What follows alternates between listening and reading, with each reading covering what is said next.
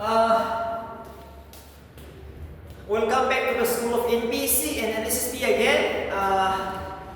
We are here for our last topic today, the Right to Information Act 2005, which is a very hot and dependable topic every time in the NPC means. Okay, right to information means just like whatever is going on in the government sector, the general public have to know. Okay, that is why it's known as right to information.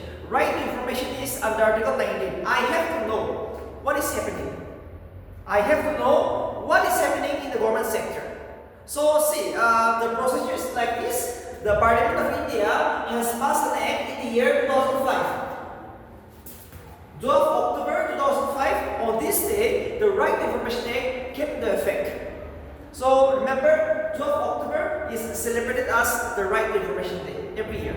Okay, so what is all about this? We're going to discuss. See, Right to Information Act 2005 has some features. Okay, it has some characteristics which you have to know. This is considered one of the very just like the milestone in the history of the fighting against corruption.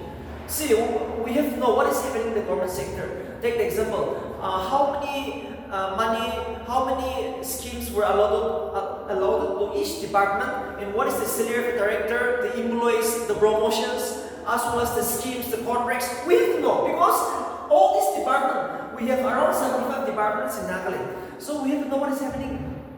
So through this act, you can know the information. So now I'm going to discuss. Remember, under the Right to Information Act, the President of India will appoint the Chief Information Commissioner. Okay. It is the President of India who will appoint a Chief Information Commissioner in India, too important, and the Governor of a state will appoint the State Information Commissioner. Please know the name who is the current Chief State Information Commissioner of Nagaland, too important.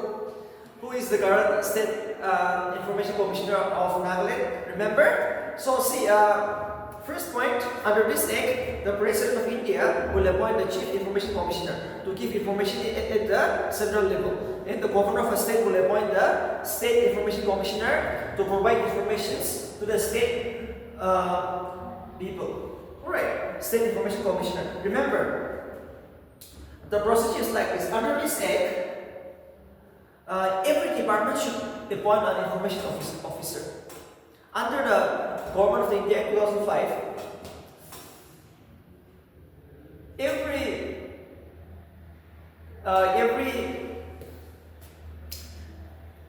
department should appoint an information officer to provide information to the people in general.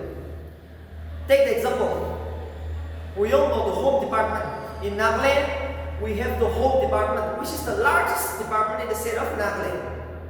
Under the Home Department, suppose you want to know how many appointment has been done in 2024.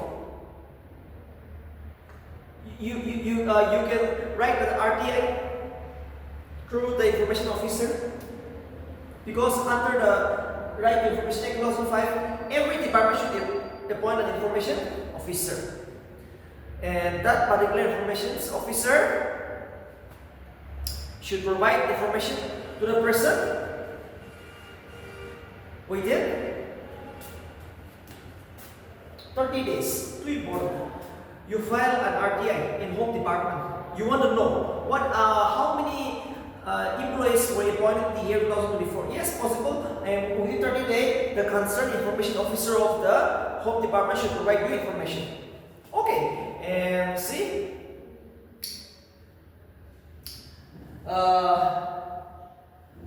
Information should be provided within 30 days under this act. If it threatens the life of a person, suppose someone has threatened you that you're going to be arrested. If in that type of situation, information should be provided within 48 hours. Too important.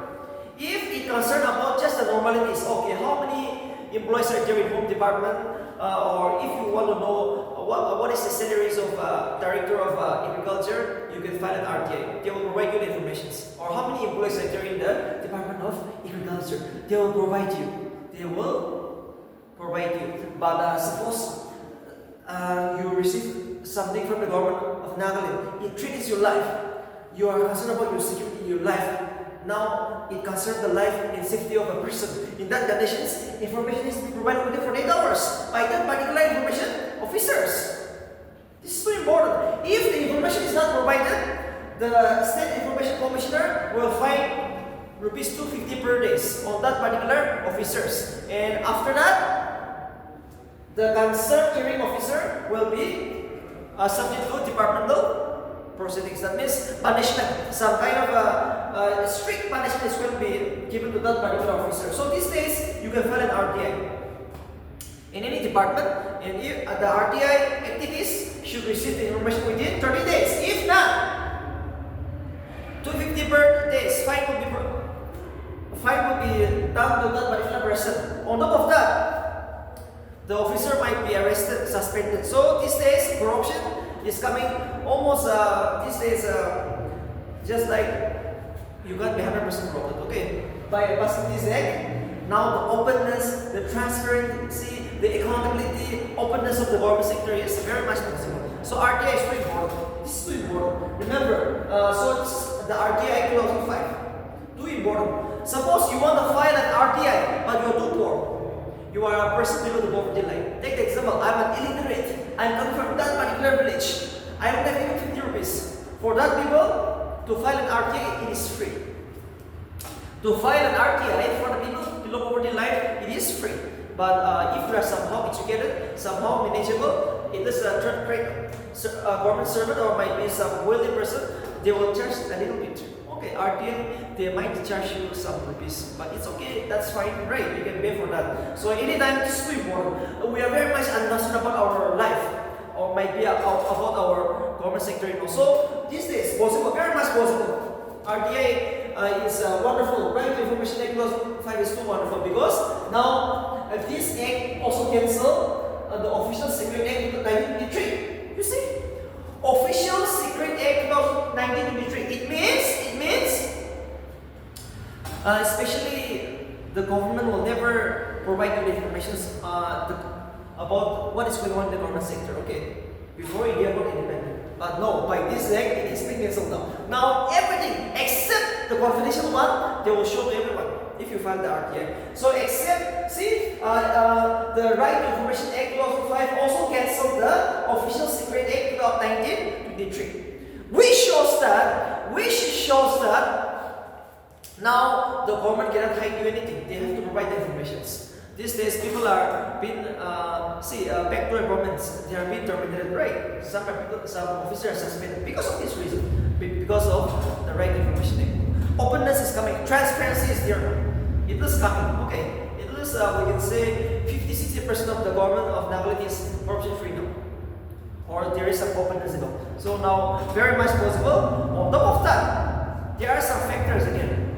You can't file an RTI for IP, RAW, CSC. No. For security purpose, you cannot ask about how many officers are there in the Immigration Bureau. Or you cannot ask about how many security forces are staying with the chief ministers. No. This is sensitive security reason, not possible. RTI does not cover the intelligence, the armed forces, no. Central security forces, no. You cannot ask about the Home Minister of Nagaland. How many bodyguards the Home Minister of Nagaland have? That is not possible. But you can ask about the budget. Okay, how many budget has been passed for the security allowance of the Home Department? Possible, but not the security issues. Very much important from the MPC point of view. And remember, Right to Information Act is every time needed. Suppose now you are just an aspirant. Next year, by this time, December, you will get the appointment. In the month of, by October, next year, you are just an aspirant now. But next year, in the month of October, you will be unemployed now, an ESC, a DSP. You are in training now, or might be an inspector. Now the RTA is going to come. You are just in.